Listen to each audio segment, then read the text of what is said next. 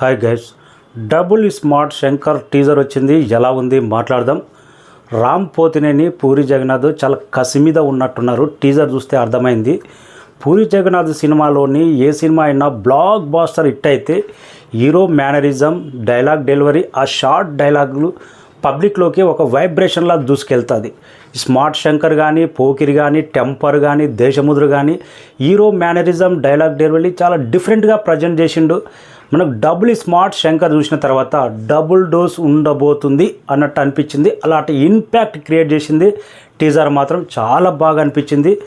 లాస్ట్లో టీజర్లో last shot శివలింగం దగ్గర టేకింగ్ మాత్రం అదుర్స్ అనిపించింది. ఇక Ram Pothineni correct mass cinema పడితే, కరెక్ట్ యూత్ను ఆకట్టుకున్న సినిమా పడితే తన మాస్ పర్ఫార్మెన్స్, తన యాటిట్యూడ్ ఏ రేంజ్లో ఉంటుందో అనేది స్మార్ట్ శంకర్లో చూసాం.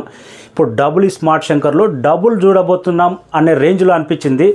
తెలంగాణ యాసలో తన చెప్పే డైలాగ్ డెలివరీ కానీ, తన మేనరిజం కానీ, తన డ్రెస్సింగ్ స్టైల్ కానీ, తన ఎయిర్ కట్ కానీ, ఈ స్మార్ట్ శంకర్ ఎంత పెద్ద హిట్ అయిందో తన కెరీర్లోనే బెస్ట్ హిట్ అయింది. దానికి డబుల్ అనే రేంజ్లో క్యారెక్టరేషన్, డైలాగ్ డెలివరీ, తన యాక్టింగ్, తన ప్రతి ఒక్కటి చాలా బాగా అనిపించింది. ఇది కదా తనకు కావాల్సింది. లాస్ట్ మూవీ స్కంద డిజాస్టర్ అయినా కానీ, పూరి జగన్నాథ్ది లైగర్ డిజాస్టర్ అయినా కానీ ఇద్దరు కలిసి కసితో పనిచేసిండ్రు. ఆ అవుట్పుట్ కానొస్తుంది. డబుల్ స్మార్ట్ శంకర్లో మాత్రం బ్యాక్గ్రౌండ్ స్కోర్ చించి పడేసిండు, సూపర్గా ఉంది.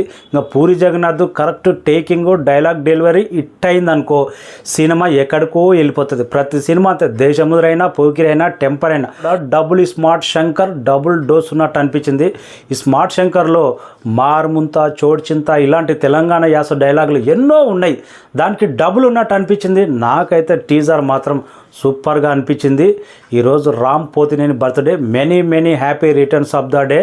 పూరి టేకింగ్కు, పూరి డైలాగ్ డెలివరీకి కంటెంట్ కూడా బలంగా పడితే ఆ సినిమా రికార్డులే ఎన్నోసార్లు నిరూపించింది.